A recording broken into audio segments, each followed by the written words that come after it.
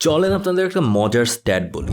2021 সালের সেন্সাস বা আদমশুমারি অনুযায়ী লন্ডনে প্রায় 8.98 মিলিয়ন বা 90 লক্ষের কাছাকাছি মানুষ বসবাস করে, যার মাঝে 1,09,000-এর মতো মানুষ বাংলাদেশি। মাথা নষ্ট করা আরেকটি স্ট্যাট হলো হাউস অফ কমন্সের একটি রিপোর্ট অনুযায়ী এই 1,09,000 বাংলাদেশির মাঝে প্রায় 95% মানুষ সিলেট থেকে সেখানে গিয়েছে অথবা তাদের পূর্বপুরুষদের আদি নিবাস সিলেট বিভাগের কোনো একটি জেলা। অর্থাৎ এই 1,09,000-এর মাঝে মাত্র 5%, যেটা মাত্র 5 থেকে 6,000 বাংলাদেশি সিলেট বাদে তারা দেশের অন্যান্য অঞ্চল থেকে সেখানে গিয়েছে। এইটার কারণে লন্ডনে বাংলাদেশিরা যেসব অঞ্চলে বসবাস করে সেখানে যেমন একটা সিলেটি প্রভাব পড়েছে, ঠিক তেমনি বাংলাদেশের সিলেটেও কিন্তু একটা লন্ডনী প্রভাব আছে। এই প্রভাবগুলো সহ এমন একটা ইনসেন স্ট্যাটিস্টিক্সের পেছনে কোনো ঐতিহাসিক কারণ আছে কিনা সেগুলো নিয়ে কথা বলবো আজকের এই ভিডিওতে। তো চলুন শুরু করা যাক। ভিডিও থাম্বনেল থেকে শুরু করে ট্যাগলাইনটা কেমন একটা কপি লাগে না? আচ্ছা থামেন, যার কপি মনে হয় সেও কিন্তু আছে এই ভিডিওতে। সিলেট আর লন্ডনের মাঝে কানেকশনের শুরু কিন্তু আজকের দিন থেকে না। লন্ডনের টাওয়ার হ্যামলেট থেকে প্রকাশিত একটি বুকলেট অনুযায়ী লন্ডনে সপ্তদশ শতাব্দীতেও বাঙালিদের দেখতে পাওয়া যেত। আর বর্তমান যে পরিসংখ্যানটা বললাম সেটা থেকে নিশ্চিত হওয়া যায় যে সেই বাঙালিদের মাঝে সিলেটিদের সংখ্যা অবশ্যই কিছু ছিল। খেয়াল রাখবেন, আমি যে সময়টার কথা বললাম এটা কিন্তু সপ্তদশ শতাব্দী, অর্থাৎ 1600 থেকে 1700 সালের মাঝে। এই সময়টার মাঝে কি হয়েছিল সেটা হয়তো অনেকেই জানেন, তাই না? একটি অভিশাপের জন্ম হয়েছিল, the British east India company. এই কোম্পানির এস্টাবলিশমেন্ট কিন্তু ঠিক 1600 সালেই। আর 1608 সালে প্রথম ভারতবর্ষে গুজরাটে পা রাখার পর এক এক করে উপমহাদেশের বিভিন্ন বন্দরকে কেন্দ্র করে তারা বাণিজ্য শুরু করে। মনে করা হয় শুরুর দিকে প্রথম যেই বাঙালি লন্ডনে পা রেখেছিল তিনিও এই ইস্ট ইন্ডিয়া কোম্পানির কোনো এক জাহাজে চড়েই সেখানে যান। সময়ের সাথে ব্রিটিশরা ভারতবর্ষকে নিজেদের কলোনি বানিয়ে ফেলে, আর তার সাথে সাথে কোম্পানির বিভিন্ন চাকরিতে যোগ দিতে থাকে পুরো কলোনির বিভিন্ন অঞ্চল থেকে আসা মানুষ সহ বাঙালিরাও। সারা ভারতবর্ষের তুলনায় সেই সময়ের পূর্ববঙ্গের মানুষদের একটা ব্যাপারে বিশেষ দক্ষতা ছিল, সেটা হলো নৌপথের সাথে পরিচয়। নদীমাতৃক অঞ্চলে বেড়ে ওঠার কারণে এখানে মানুষেরা খুবই দক্ষ নাবিক বা মাঝি হতে পারত। আর এটার কারণে দেখা যেত পরবর্তীতে 1800 থেকে 1900 সাল পর্যন্ত ব্রিটিশরা তাদের জাহাজের লস্কর হিসেবে বাঙালিদের বা বিশেষ করে পূর্ব বাংলার মানুষদেরই বেছে নিতে থাকে। কিন্তু সম্পূর্ণ পূর্ব বাংলার বিভিন্ন অঞ্চলের মানুষ ছেড়ে কেবলমাত্র সিলেটিরাই কি এই কাজে বেশি যোগ দিয়েছিল? আজকের পরিসংখ্যান থেকে কিন্তু কিছুটা এমনই মনে হয়। এইটার পেছনে মোট দুইটা টাইমলাইনে ঘটে যাওয়া দুইটি আলাদা কারণ রয়েছে। প্রথমত, আপনারা যারা আমার চ্যানেলে ডাচদের নিয়ে করা ভিডিওটি দেখেছেন তারা জানেন ইউরোপীয়রা প্রথম পূর্ব বাংলার দিকে নজর দেয় এখানে কাপড়ের ব্যবসা ধরার জন্য। অর্থাৎ এই অংশের মানুষেরা আগে থেকে কাপড়ের ব্যবসার সাথে যুক্ত ছিল। কিন্তু ব্রিটিশরা ক্ষমতায় আসার পর এই টেক্সটাইল ইন্ডাস্ট্রি প্রায় ধ্বংস হয়ে যায়, আর বেশিরভাগ মানুষেরাই তাদের জীবিকা নির্বাহের জন্য ব্রিটিশদের ওপর নির্ভরশীল হয়ে পড়ে। অর্থাৎ কলকাতার ওপর চাপ বাড়ে। কলকাতার ওপর নির্ভরশীলতা সারা বাংলার মানুষদের বেলায় ঘটলেও ব্রিটিশ জাহাজে যোগ দেওয়া লস্করদের বেশিরভাগই সিলেট থেকে আসার পেছনে ব্রিটিশদের কলোনিয়াল কিছু ডিসিশনের হাত থাকতে পারে বলে মনে করা হয় এথনিক অ্যান্ড মাইগ্রেশন স্টাডিজ নামক একটি জার্নালে। 1874 থেকে শুরু করে 1947 সালের আগ পর্যন্ত ব্রিটিশরা সিলেটকে বাংলা থেকে আলাদা করে আসামের সাথে যোগ করে তাদের প্রশাসনিক কার্যক্রম চালাতে থাকে। এ সময় বাংলার ক্ষেত্রে দেখা যায় ব্রিটিশরা বিশাল পরিমাণ জমি কেবলমাত্র একজন জমিদারের কাছে দিয়ে দিত, আর সেই সব জমিদাররা নিজেদের অধীনে থাকা আরো দরিদ্র কৃষকদের মাঝে সেগুলো ভাগ করে দিয়ে এর রাজস্ব আদায় করত। কিন্তু অন্যদিকে দেখা যায় সিলেট বা পুরো আসামে একজনের কাছে অনেক বেশি জমি না দিয়ে ব্রিটিশরা অনেক ছোট ছোট অংশে এই জমিগুলো ভাগ করে অনেকের মাঝে দিয়ে দিত। এইটার কারণে ইউনিভার্সিটি অফ ক্যামব্রিজের অ্যানথ্রোপোলজিস্ট ডক্টর রজার ব্যালার্ড মনে করেন এই সময় সিলেটের মানুষেরা ইকোনমিক ইন্ডিপেন্ডেন্স বা অর্থনৈতিক স্বাধীনতা পায়। যদি একটু ভালোভাবে বুঝিয়ে বলি তাহলে ধরেন বাংলাতে একজন কৃষক তার জমিদার বা মহাজনের জমিতে কাজ করে যে পরিমাণ অর্থ উপার্জন করতে পারে তার তুলনায় আসামের একজন কৃষক তার নিজের জমিতে কাজ করে অবশ্যই দিন শেষে বেশি অর্থ উপার্জন করে। আর এই বেশি অর্থ দিয়েই সে যে ইকোনমিক ইন্ডিপেন্ডেন্সটা পায় এটা দিয়ে কিন্তু সে তার পরবর্তীতে জীবনযাত্রার মান আরো বেশি উন্নত করার চিন্তা করতে পারে। কারণ দেখেন, বাংলার একজন দরিদ্র কৃষক যে অন্যের জমিতে কাজ করে তার কিন্তু সেই কাজ করতে ভালো না লাগলেও পেটের দায়ে সেই কাজটা করাই লাগবে, কারণ তার কাছে অন্য কোনো অপশন নেই। অন্যদিকে আসামে প্রথমত প্রান্তিক কৃষকের নিজের জমি হওয়ার কারণে তারা অর্থনৈতিকভাবে বাংলার থেকে মোটামুটি সচ্ছল, আর দ্বিতীয়ত তার যদি কৃষিকাজ করতে ভালো নাও লাগে তার জমানো অর্থ দিয়ে কিংবা জমি অন্যের কাছে বেচে দিয়ে সে আরো ভালো কিছু করার চেষ্টা করতে পারে। আর সেই কলোনিয়াল সময় এই ভালো কিছুটা কি ছিল সেটা হয়তো অনেকেই জানেন, বিলেত চাওয়া। সারা ভারতবর্ষেই জমিদার পরিবারের সদস্যদের আমরা দেখেছি লন্ডনে গিয়ে পড়াশোনা করতে। যেহেতু আসাম বা আমাদের এই ভিডিওর মূল অঞ্চল সিলেটের মানুষেরা অন্য অংশের জমিদারদের থেকে দরিদ্র ছিল, কিন্তু আবার প্রান্তিক কৃষকদের তুলনায় সচ্ছল ছিল, তাই তারা বেশিরভাগই লন্ডন বা বিলেতে যাওয়ার পথ হিসেবে এই জাহাজের লস্করের কাজই বেছে নেয়। এখানে বলা যায় সিলেটের মানুষেরাই কেবল দুইটি অ্যাডভান্টেজে পেয়েছিল।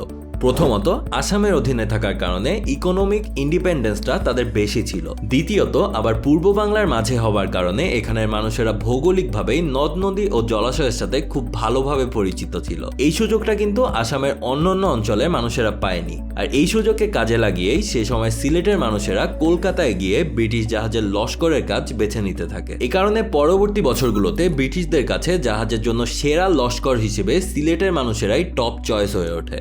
আর এই লস্কররাও দীর্ঘদিন কাজ করার পর অবসর নিতে থাকেন ব্রিটিশদের সারা বিশ্বে ছড়িয়ে থাকা বিভিন্ন কলোনিতে। আর রাজধানী হওয়ার কারণে বেশিরভাগ মানুষই লন্ডনকে বেছে নিত। এছাড়াও দ্বিতীয় বিশ্বযুদ্ধের সময় দেখা যায় সরাসরি ব্রিটিশ নেভি অসংখ্য বাঙালিকে নিয়োগ দেওয়া শুরু করে। আর এটা বুঝতে পারছেন, এতদিনে গড়ে ওঠা রেপুটেশনের কারণে এর মাঝে বড় একটা অংশ কিন্তু সিলেটেরই ছিল। 47-এ ব্রিটিশরা চলে গেলে সেসব নাবিকদের মাঝে অনেকেই তাদের কাজ শেষ করে লন্ডনে বসতি করেন, আবার অনেকেই দেশে ফিরে আসেন। কিন্তু ততদিনে লন্ডনে এই সিলেটিদের একটা মোটামুটি বড় কমিউনিটি গড়ে ওঠে। এর মাঝে 1950 থেকে সারা বিশ্বের বিভিন্ন কোণা থেকে প্রচুর অভিবাসী ব্রিটেনে যেতে থাকে। কারণ দেখেন, এই সময় ব্রিটেন এক এক করে তাদের কলোনিগুলোকে ছেড়ে দিচ্ছিল, আর এ কারণে তারা এতদিন যেসব কাজ কলোনি শ্রমিকদের দিয়ে করিয়ে নিত সেগুলোর প্রয়োজন এবার সরাসরি ব্রিটেনে পড়ে। এ কারণে তারা এ সময় সারা বিশ্ব থেকে প্রচুর শ্রমিক নিতে থাকে। আর আগে থেকেই বেশ বড় একটা কমিউনিটি থাকার কারণে সিলেটি বেশ বড় সংখ্যক বাঙালি এখানে যায়। কিন্তু 1962 সালে ব্রিটিশ সরকার নতুন ইমিগ্রেশন অ্যাক্ট পাস করায়, যেখানে বলা হয় নতুন অভিবাসী কেবলমাত্র তখনই ব্রিটেনে ঢুকতে পারবে যখন তাকে যে প্রতিষ্ঠান বা ব্যক্তি নিয়োগ দিবে তারা যদি একটি ভাউচার প্রদান করে। বুঝতেই পারছেন, আগে থেকেই লন্ডনে সিলেটিদের এত বড় একটি কমিউনিটি থাকার কারণে দেশের অন্যান্য যে কোনো অঞ্চলের থেকে একজন সিলেটি মানুষের এই ভাউচার ম্যানেজ করা অনেক সহজ হয়ে যায়। আর এইটার প্রভাবেই সেই সময় থেকে শুরু করে আজ পর্যন্ত কেবলমাত্র আর লস্কর হিসেবে না, বরং প্রায় সব পেশাতেই যোগ দিতে দিতে আজ লন্ডনে থাকা বাংলাদেশিদের মাঝে প্রায় 95% মানুষ সিলেটের। তো আশা করি বুঝতে পারলেন সারা দেশের অন্যান্য অঞ্চল ছেড়ে কেবলমাত্র সিলেটের মানুষেরাই কেন লন্ডনে সব থেকে বেশি যায়। এবার চলেন এই মাইগ্রেশনের ফলে সেই সিলেটের বিভিন্ন অঞ্চলগুলোতে কেমন প্রভাব আসছে সেটা নিয়ে জানা যায়। হ্যালো ও সরি, ভস চলে আসছে। আমারে ফস বলেন, ফস। এখন কেটি গার্ডনার নামে একজন ব্রিটিশ লেখিকা আছেন, খুবই বিখ্যাত। উনার একটা ফিল্ড সার্ভেতে উনি 1987 সালে দেখাইছিলেন তালপুকুর নামে একটা গ্রাম আছে, ওইখানে 25টা পরিবার আছে যাদের কোনো জমি নাই। এর মধ্যে 17টা পরিবারেরই কোনো সদস্য বাইরে মাইগ্রেন্ট হিসেবে যায় নাই, আর বাকি পরিবারের কয়েকজন হয়তো মিডল ইস্টের মতন দেশে গেছে, যেটা আসলে গরিব মানুষদের জন্য জায়গা। সবচেয়ে মজার ব্যাপার, 2 একরের বেশি জমি আছে এমন পরিবারগুলাতে কোনো না কোনো সদস্য অবশ্যই যুক্তরাজ্য কিংবা যুক্তরাষ্ট্রে মাইগ্রেন্ট হিসেবে গেছে, আর ওইখান থেকে কাজ করে বুঝেন নাই, এটা পাঠাইতেছে। এইখান থেকে বুঝা গেলেন ইউকেতে আমার পরিবারের কেউ গেছে কিনা, তার সাথে বাংলাদেশে আমি কয় কাঠা বা কয় একর জমি কিনতেছি, আমি কতটা ধনী, এইটার একটা ডিরেক্ট রিলেশনশিপ কিন্তু আছে। আর লন্ডনে যাওয়ার পরে সবার পার্ট বাইরা যায়। তালপুকুরের মানুষজনই অদ্ভুত কথাবার্তা বলা শুরু করছে। London is a good beautiful place, in Bangladesh nothing is available, it's so dirty. In London, everything is clean. Everyone is rich. Everyone is happy.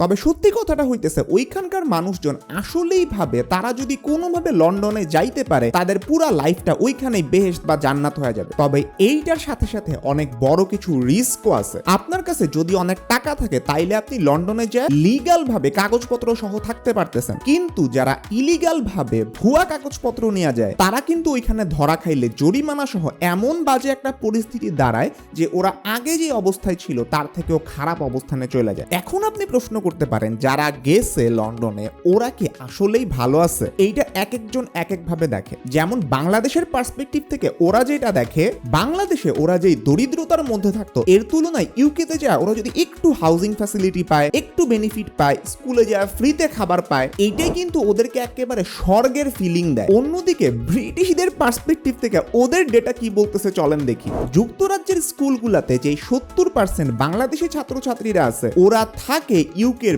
20% সবচেয়ে গরিব জায়গাগুলোর মধ্যে ওভারঅল বাংলাদেশিদের মধ্যে 68% মানুষ থাকে একদম লো ইনকাম এরিয়াগুলোতে। ওই এরিয়াগুলোতে অনেক বেশি মানুষ ওভার ক্রাউডেড হয়ে রয়েছে।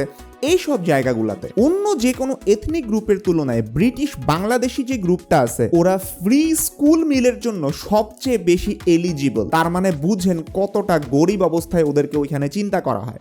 তো এনায়েত ভাই আপনাদের বললো এসব বাংলাদেশিরা লন্ডনে চলে যাওয়ার কারণে তাদের হোম টাউন বা গ্রামগুলোতে এটার কেমন প্রভাব পড়ছে। এবার চলেন এটার উল্টো দিকটা চিন্তা করি, অর্থাৎ এসব বাঙালিরা সেখানে চলে যাওয়ার কারণে লন্ডনে কোন ধরনের প্রভাব পড়ছে। আগেই বলেছিলাম একেবারে কয়েকশো বছর আগে যারা সেখানে প্রথম গিয়েছিল তাদের মাঝে বেশিরভাগেরই পুরাতন পেশা ছিল জাহাজের লস্কর বা খালাসি, কিন্তু লন্ডনে গিয়ে তাদের একটা বড় অংশ কিন্তু রেস্টুরেন্ট ব্যবসার সাথে সম্পৃক্ত হয়ে যায়। বর্তমানে লন্ডনে অসংখ্য বাংলাদেশিদের দ্বারা পরিচালিত রেস্টুরেন্ট আছে, কিন্তু একটা মজার ব্যাপার আমি জানতে পেরেছি এসব রেস্টুরেন্টের বেশিরভাগই ইন্ডিয়ান রেস্টুরেন্ট হিসেবেই পরিচিত, যদিও সেগুলোর পরিচালনা বাংলাদেশিরাই বা স্পেসিফিকভাবে বললে সিলেটিরাই করে। একেবারেই প্রথম দিক থেকেই বাংলাদেশিদের বেশিরভাগই লন্ডনের ইস্টার্ন অংশে বসবাস শুরু করে, বিশেষ করে ইস্ট লন্ডনের ব্রিক লেনে অধিকাংশ বাঙালিদের বসবাস। এই কারণেই নাকি এই ব্রিক লেনের আশেপাশের এলাকাকে জালালি টাউন বা বাংলা টাউন হিসেবেও বলা হয়। এমনকি এই ব্রিকলেনের আশেপাশে যেসব স্কুল রয়েছে সেখানে ইংলিশের পাশাপাশি সিলেটি ভাষাকেও ইনক্লুড করা হয়েছে। আর ইস্ট লন্ডনের সবথেকে বড় পাতাল রেল স্টেশন হলো হোয়াইট চ্যাপেল স্টেশন। মাত্র কয়েক মাস আগে বাংলাদেশিদের দাবির মুখেই লন্ডনের মতো একটা জায়গায় ইংলিশের পাশাপাশি এই নাম বাংলাতেও লেখা হয়েছে। এটা কিন্তু একটা বিশাল ব্যাপার। এছাড়াও আমাদের বাংলাদেশিদের জন্য সব থেকে গৌরবের শহীদ মিনারও রয়েছে ইস্ট লন্ডনের আলতাফ আলী পার্কে। এই নামটা শুনেও হয়তো বাংলাদেশি মনে হচ্ছে, তাই না? হ্যাঁ, এই পার্কের নামও একজন বাংলাদেশির নামে। এই পার্কের পুরাতন নাম ছিল সেন্ট ম্যারিস পার্ক, কিন্তু 1978 সালে আলতাফ আলী নামক একজন ব্রিটিশ বাংলাদেশি এই পার্কে খুন হন। বলা হয় 3 জন ব্রিটিশ নাগরিক তার উপর বর্ণবাদী হামলা চালায়, আর তার স্মরণেই ব্রিটিশ সরকার পরবর্তীতে এই পার্কের নাম পরিবর্তন করে। তো এইটা ছাড়াও লন্ডনে বাংলাদেশিদের কারণে আরো অনেক ছোট বড় পরিবর্তন অবশ্যই এসেছে, যার মাঝে সবগুলো হয়তো তুলে ধরা সম্ভব না। কিন্তু আমার এই ভিডিও দেখতে থাকা কেউ যদি সারা বিশ্বের যে কোনো প্রান্তে বাংলাদেশিদের কারণে এই ধরনের পরিবর্তনের কিছু জানেন তাহলে অবশ্যই কমেন্ট করে জানাবেন, আমি নিজে জানতে খুবই আগ্রহী। এবার চলেন দেখি যেই মানুষগুলো তাদের জন্মভূমি ছেড়ে এমন ভিন দেশে পাড়ি দিল এতে করে তাদের জীবনে কেমন ইতিবাচক বা নেতিবাচক প্রভাব পড়েছে সেগুলো। এটার জন্য আবারও এনায়েত ভাই। এই আমারে ভাই বলবেন না, আমি আপনার ভাই না, আমারে ফস বলেন, ফস ফস ফস।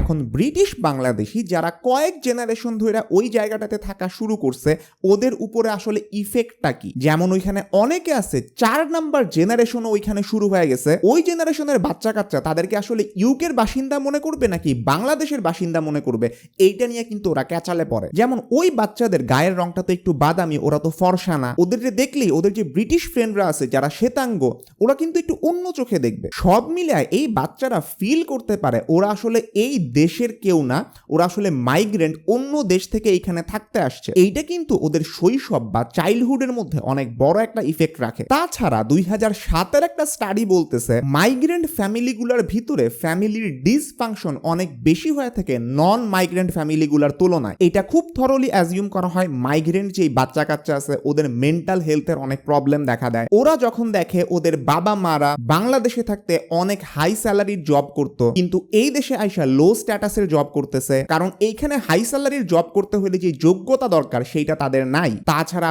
বাপ মা অনেক বেশিক্ষণ সময় ধরে বাইরে থাকার কারণে বাচ্চাদের সাথে ওদের ইন্টারাকশনটা হয় না এবং এইভাবে ফ্যামিলির বন্ডিংটা কিন্তু আস্তে আস্তে ভাঙতে থাকে। এবং এইটা আগেও বলছি মাইগ্রেন্ট ফ্যামিলিগুলোর মধ্যে অনেক বেশি পরিমাণে হয় যারা বাংলাদেশ থেকে ওই দেশে গেছে। তবে ওভারঅল আপনি যদি পুরো ওয়ার্ল্ডের বেসিসে চিন্তা করেন মাইগ্রেন্ট মানুষজন আসলে সুখী আছে কিনা নিজের দেশ থেকে একটা নতুন দেশে যে সেইখানে কিছু পজিটিভ কথাবার্তা আছে। 2018 সালের ওয়ার্ল্ড হ্যাপিনেস রিপোর্ট অনুযায়ী যারা আগে নিজের দেশে থাকতো মাইগ্রেট করার পরে অন্য দেশে যে ওরা নিজেদেরকে 9% বেশি সুখী মনে করতেছে। এবং এটা আসলে এমন না যে আমি নিজে সুখী মনে করতেছি। একজন গড়পরতা মাইগ্রেন্ট বিদেশে যাওয়ার পরে ওর যে পজিটিভ ইমোশনগুলো আছে যেমন ও হাসতেছে অনেক খুশি হইতেছে এইটা 5% বাইরে যায়। আর নেগেটিভ যে ইমোশনগুলো আছে যেমন দুশ্চিন্তা করা, দুঃখ করা, রাগ করা, এইগুলা 7% কইমা যায়। এই সব কিছুই কিন্তু 2018 সেই হ্যাপিনেস রিপোর্টের মধ্যে বলা আছে। এখন আবার চলেন আমরা লাবিদের কাছে ফেরত যাই। বাবারে, আজকাল দেখি আমার ভিডিওতে তুড়ি মেরে ট্রানজিশনও হচ্ছে।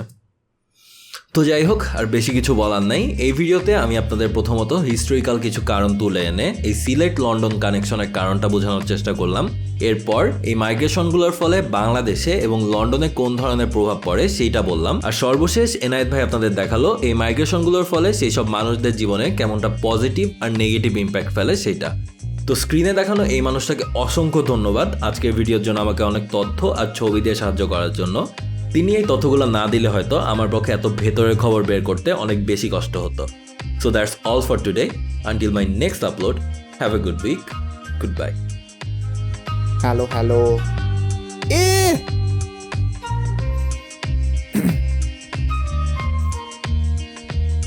হে, খালি খালি তো আর বলি না যেখানেই ঝামেলা দেখবা সেইখানেই ব্রিটিশদের হাত আছে।